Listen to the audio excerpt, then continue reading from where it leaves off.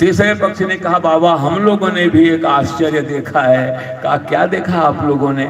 आज भाई बड़ा आश्चर्य लोग सुना रहे हैं, आप लोगों ने कौन सा आश्चर्य देखा? कहा बाबा हम लोगों ने ये देखा कि एक जगह लोग पानी का मंथन कर रहे थे, पानी का, और पानी मथ करके उसमें से मक्खन निकाल रहे थे। आप भी निकालिए, कभी निकलेगा? पानी में कौन सा मक्खन होगा भाई? लेकिन जब कहा तो बाबा ने कहा हम मानते हैं भैया ये भी हो सकता है। हाँ? फिर एक अंतिम पक्ष खड़ा हुआ आकर के कहा बाबा हम लोगों ने ये देखा कि कुछ लोग बालू की पेराई कर रहे हैं, जैसे सरसों, शेंगदाना, तिल, उसकी पेराई करके तेल निकाला जाता है, वैसे वो लोग बता रहे हैं कुछ लोग बालू की पेराई करके और उसमें से तेल निकाल रहे हैं।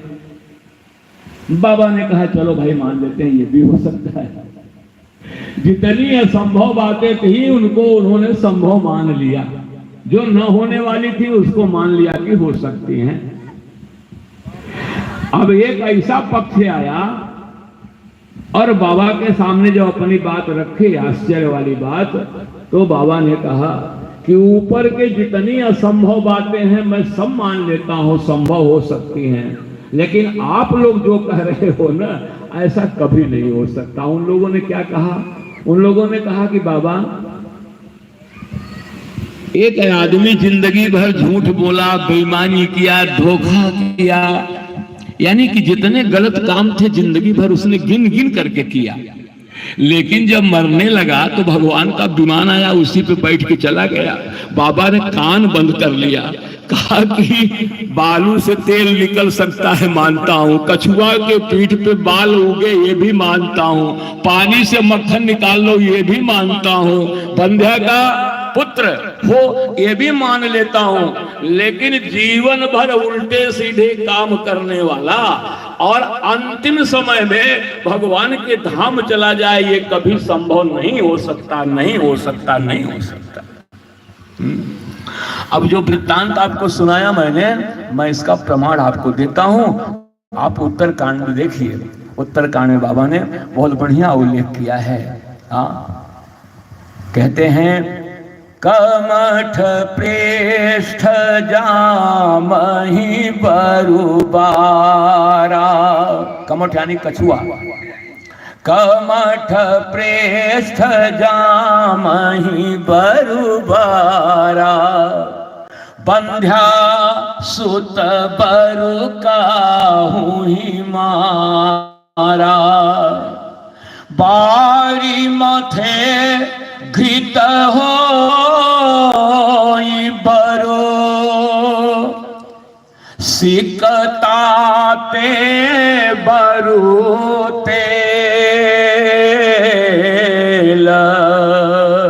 लेकिन बिनु हरि भजे, बिनु हरि भजे भव तारही, यह सिद्धांत अपेल। बिना भगवान के भजन के संसार सागर से तरण तारण नहीं हो सकता है। इसलिए भजन को बड़ा प्रमुख स्थान दिया गया। हमने कल आपसे बताया था कि भगवान श्री राम ने जिस रथ की कल्पना की है वह धर्म का रथ है। यही चर्चा चल रही थी कल। धर्म के रथ पर बैठ करके जो लड़ाई आप लड़ेंगे उस लड़ाई में आप विजयी होंगे, आपको कोई परास्त कर ही नहीं सकता। ये दावा है हमारे शास्त्रों का। धर्म के रथ पर बैठ करके जो भी लड़ाई लड़ी जाए वह लड़ाई कभी आप हार नहीं सकते। इसलिए कहते हैं, मैंने कल भजन के बिंदु पर आपको ला करके छोड़ा था।